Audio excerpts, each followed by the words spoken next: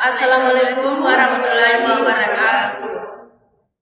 Pada kesempatan kali ini, izinkan saya selaku moderator memandu jalannya presentasi dari kelompok 2 dengan judul Analisis Manajemen Risiko Keamanan Informasi menggunakan NIST Cyber Security dengan framework dan ISO IEC 27001-2013 pada studi kasus Badan Pusat Statistik Kalimantan Barat.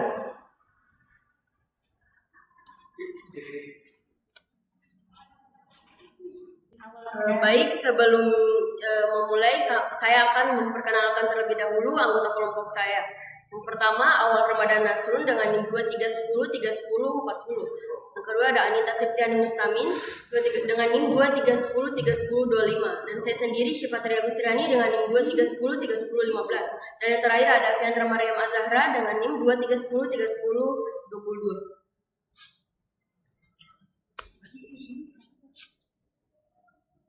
Nah, untuk latar belakang masalah, perkembangan teknologi informasi meningkatkan kebutuhan keamanan jaringan, serangan cyber meningkat 38% secara global, dan BSSN mencatat 399 insiden yang terjadi di Indonesia pada tahun 2022. Namun pada BPS Kalimantan Barat belum memiliki kontrol keamanan jaringan yang memadai.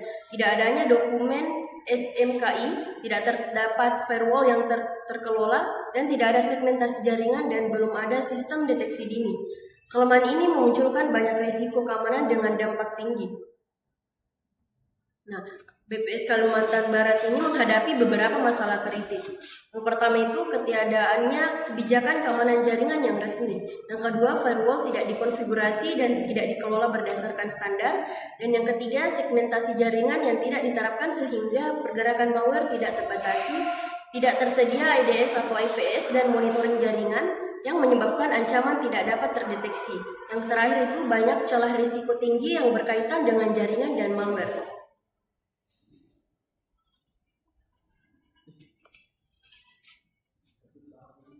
Nah, selanjutnya untuk tugas 1 yaitu evaluasi kebijakan lama dilanjutkan oleh teman saya.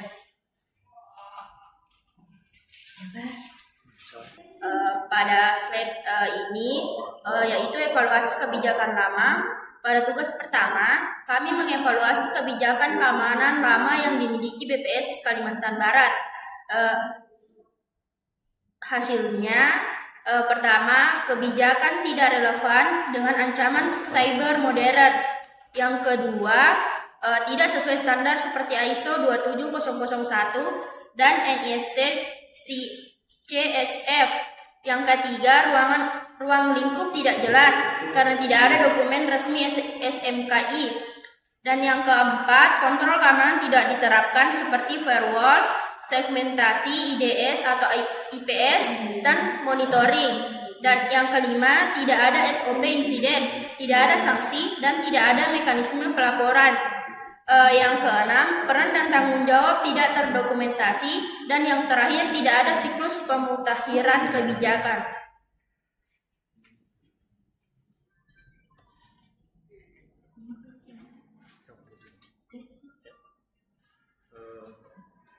Baik, untuk tugas 2 yaitu analisis tata kelola keamanan TI akan dilanjutkan oleh teman saya.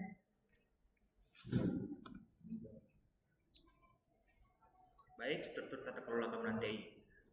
Struktur tata kelola keamanan TI BPS Kalimantan Barat disusun berdasarkan fungsi-fungsi strategis, operasional, dan dukungan teknis yang berjalan di lingkungan instansi. Walaupun belum terdokumentasi dalam SMKI resmi, pemetaan ini menggambarkan bagaimana proses pengamanan data jaringan dan sistem dilakukan secara koordinatif antar unit TI dan pengguna pemetaan ini. Penting sebagai dasar penyusunan kebijakan keamanan yang lebih formal dan selaras dengan standar NIST, CSF, serta ISO 27001. Adapun juga struktur hierarki dari keamanan TI-nya. Yang pertama itu ada kepala BPS sebagai penentu kebijakan tinggi. Yang kedua itu ada IT Security Officer yang memvalidasi insiden dan memberikan rekomendasi. Yang ketiga itu ada admin server yang mengelola server, patching, backup, download. Yang keempat itu ada admin jaringan yang mengelola firewall jaringan dan monitoring traffic. Yang kelima itu ada pengelola aplikasi. yang memastikan aplikasi berjalan aman.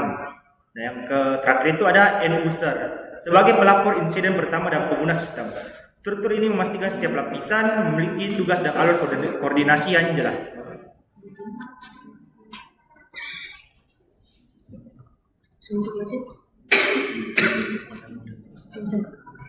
Adapun hubungan atau relasi antar koordinasinya ini yaitu admin server atau admin jaringan melaporkan anomali ke IT security officer. ITSO melaporkan insiden kritis ke kepala BPS. Adapun end user atau pengguna terakhir melaporkan masalah seperti phishing, gangguan jaringan atau kesalahan login. Nah, dengan alur yang jelas, insiden dapat ditangani secara cepat dan tepat.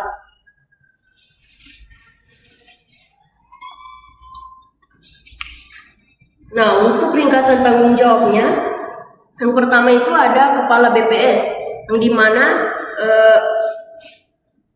sebagai penentu kebijakan, di mana menetapkan kebijakan keamanan TI atau menyetujui rencana keputusan insiden kritis. Dan kedua ada IT security officer yang berperan sebagai analisis resiko, monitoring, audit log, koordinasi, dan penanganan insiden yang terjadi. Dan yang ketiga ada admin server yang dimana menangani yang phishing, backup, log, hak akses server. Dan yang keempat ada admin jaringan yang mengatasi firewall, VPN, monitoring jaringan, dan troubleshooting. Dan yang terakhir ada end user yang dimana menggunakan sistem sesuai SOP, menjaga akun, dan melaporkan insiden yang terjadi.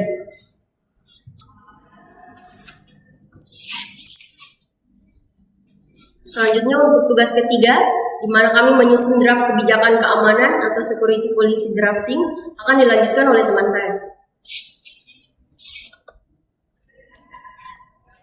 Yang pertama, tujuan. Kebijakan ini bertujuan untuk memastikan keamanan, keandalan, dan keberlanjutan layanan infrastruktur TI BPS Kalimantan Barat melalui pengelolaan server dan jaringan yang terkontrol, terlindungi, serta sesuai dengan praktik keamanan informasi yang baik. Yang kedua, ruang lingkup. Server aplikasi, server database, dan storage. Perangkat jaringan seperti router, switch, access point, firewall, VPN, dan jaringan rujukan. Sistem monitoring, log server, dan infrastruktur keamanan lainnya. Seluruh pegawai yang berinteraksi dengan server maupun jaringan termasuk admin TI, petugas aplikasi, dan end user. Yang ketiga, daftar istilah. Istilah seperti server, jaringan, firewall, IDS atau IPS, admin TI, dan insiden keamanan digunakan untuk menyamakan pemahaman seluruh pihak. Yang keempat, peran dan tanggung jawab. Kepala BPS mengesahkan kebijakan IT Security Officer memantau keamanan, admin server dan jaringan mengelola sistem, sementara end user wajib mematuhi aturan. Selanjutnya yang kelima, aturan keamanan meliputi phishing berkala, backup rutin, pembatasan akses, penggunaan firewall dan IDS atau IPS, password aman, VPN untuk akses jarak jauh, serta monitoring harian. Yang keenam, prosedur singkat. Phishing dilakukan mingguan, backup harian, monitoring log setiap hari, dan setiap akses atau perubahan konfigurasi harus melalui persetujuan. Yang ketujuh, pelaporan insiden. Insiden wajib dilaporkan maksimal 1x24 jam, dianalisis oleh IT Security Officer, dan dievaluasi melalui dokumentasi. Yang kedelapan, saksi dan kepatuhan. Pelanggaran dikenakan sanksi ringan hingga berat sesuai tingkahnya, dan seluruh sanksi dan kepatuhan. Pelanggan dikenakan sanksi ringan hingga berat sesuai dengan tingkatannya. dan seluruh pegawai wajib mematuhi kebijakan. Yang terakhir, review dan revisi. Kebijakan direview minimal setiap 12 bulan dan direvisi sesuai kebutuhan keamanan atau perubahan teknologi. Selanjutnya saya serahkan kepada moderator. Baik, itu tadi pemaparan materi dari teman-teman kelompok saya. Terakhir, untuk kesimpulannya, BPS Kalimantan Barat masih memiliki kelemahan besar dalam keamanan jaringan karena tidak memiliki kebijakan formal, manajemen risiko, dan kontrol teknis dasar seperti firewall standar, segmentasi jaringan, IDS IPS, serta monitoring log. Analisis NIST dan ISO menunjukkan banyak gap pada fungsi identify, protect, detect, dan respon. Diperlukan pembentukan kebijakan keamanan, struktur tata kelola yang jelas, serta penerapan kontrol teknis agar risiko seperti malware dan eksploitasi jaringan dapat diminimalkan dan layanan publik tetap aman. Sekian dari kelompok kami. Wassalamualaikum warahmatullahi wabarakatuh.